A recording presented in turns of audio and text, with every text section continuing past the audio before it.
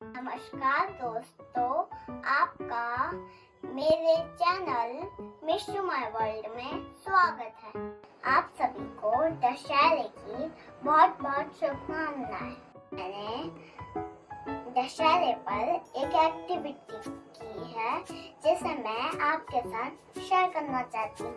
ये देखिए, मैंने एक रावण बनाया है और ये रहा उसका मुकुट, ये रही उसकी आंखें, ये रही उसकी मूंछ, ये रहा उसका मुंह और मैंने इसमें कुछ लिखा भी है। मैंने लिखा है वो मैं आपको बोल के सुनाऊंगी। तो चलिए आप सुनना चाहेंगे तो चलिए सुनते हैं।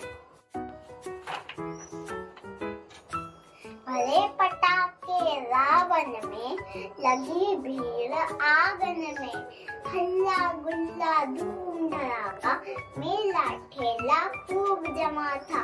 रामचंद्र ने छोड़ा तीर, रावण जला महागंभीर।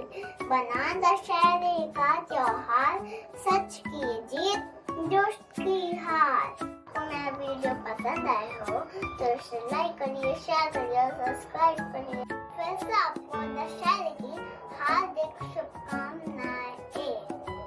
Happy Dussehra to all.